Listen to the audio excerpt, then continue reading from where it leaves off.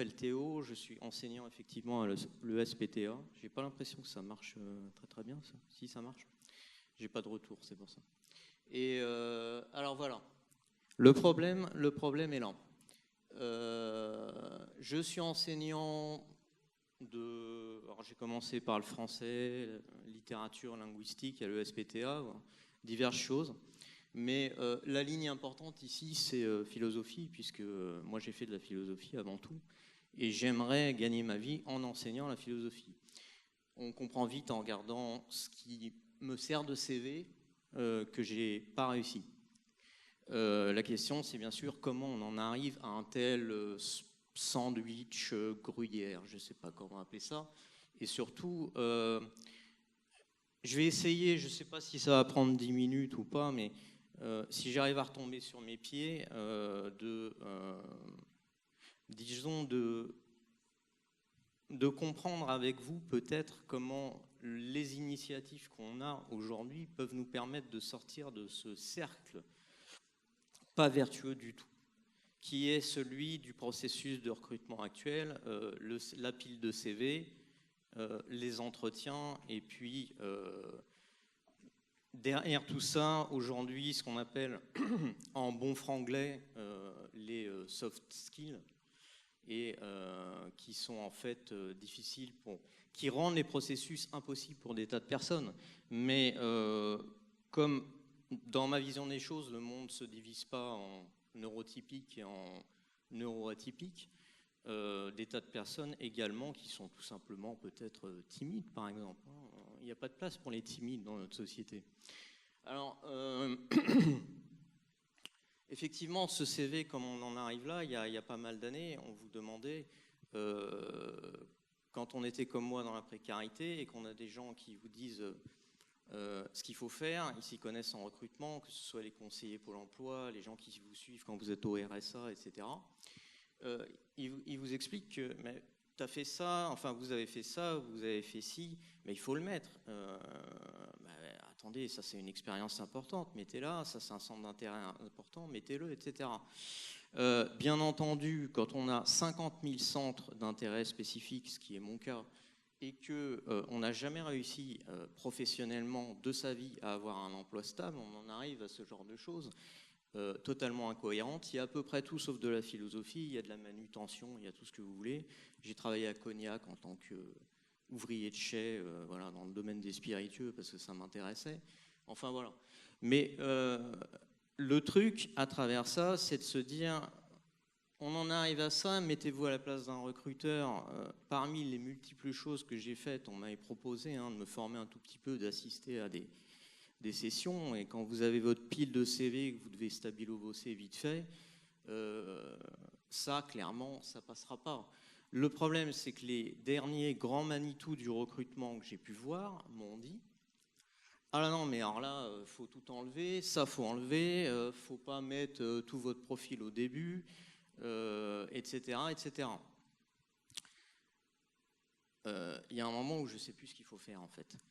Et alors face à ça, j'ai une idée qui vaut ce qu'elle vaut. Hein. Alors, je ne sais pas trop comment ça marche ce truc. Mais... Hop. Non, ça ne doit pas être dans ce sens-là.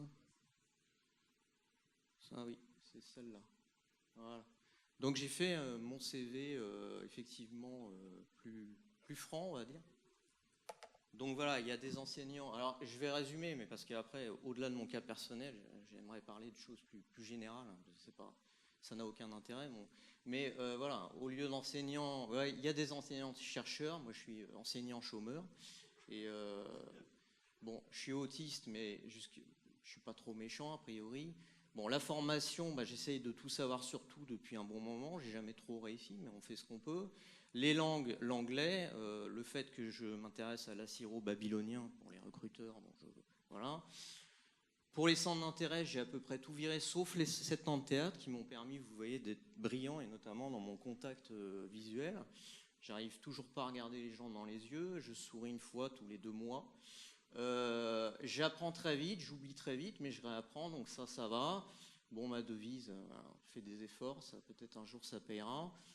Mais surtout, l'expérience professionnelle, bon, ben, un couteau suisse, quoi. D'ailleurs, je l'ai toujours sur moi, parce que j'ai fait tout un tas de trucs, hein, de la vente de fromage sur les marchés, des ménages, de la manute, tout ce qui peut rapporter un billet. Alors, accessoirement, parfois, j'ai enseigné la philosophie. 45 minutes par-ci, par-là. Bon, et en informatique, ça va, je me débrouille. Bon, tout ça pour résumer en gros le truc. Les soft skills, les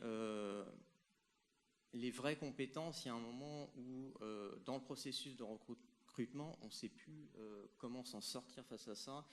Encore une fois, particulièrement peut-être c'est majoré quand on est autiste, mais pas seulement. Et admettons qu'avec mon CV, j'ai réussi à passer, et c'est là où je voulais surtout en venir, j'ai réussi à passer l'étape, voilà, où je vais à un entretien.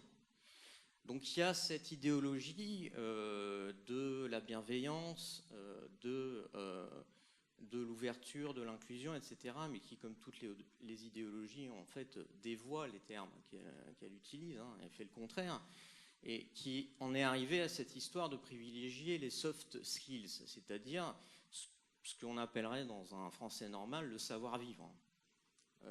Et non pas le savoir-être, parce que si vous arrivez à être sans vivre, moi personnellement, à vivre sans être, pardon, moi personnellement, j'arrive pas. Donc le savoir-vivre, oui, d'accord, mais le savoir-vivre de qui, dans quelles circonstances? Bien entendu, lorsqu'on est autiste, il y a des choses à la machine à café, j'ai pas besoin de vous faire un dessin, qui peuvent être assez compliquées.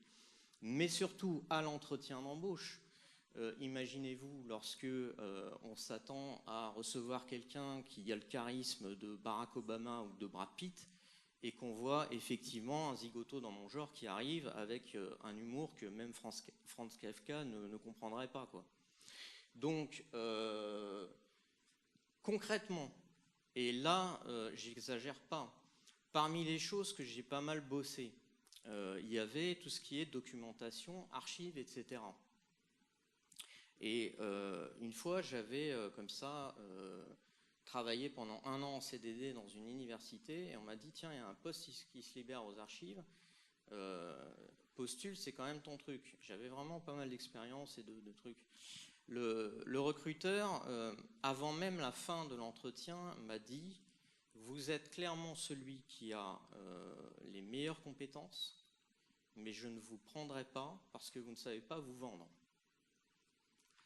Alors, déjà, je l'ai pris comme un compliment, parce que personnellement, me vendre, bof, quoi. Deuxièmement, on n'était pas, là, j'étais pas en train de postuler un truc de commercial itinérant, vous voyez. C'était des archives. Vraiment le truc technique par excellence. Alors, qu'est-ce que ça venait faire là, le fait de se vendre? On en est quand même arrivé à ce genre de choses à travers ces fameuses soft skills ou ces savoir-être ou ce genre de bidule.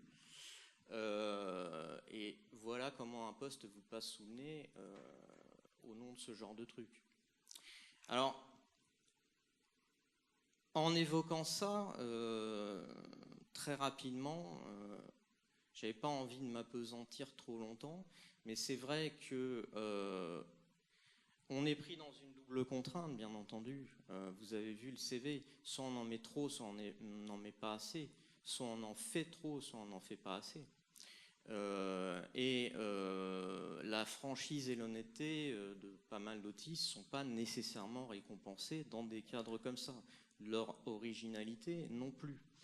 Ce que j'espère, et c'était ça un petit peu le sens, je ne me vois pas, moi tout seul dans mon coin, changer la façon de voir des gens qui font les recrutements dans diverses entreprises.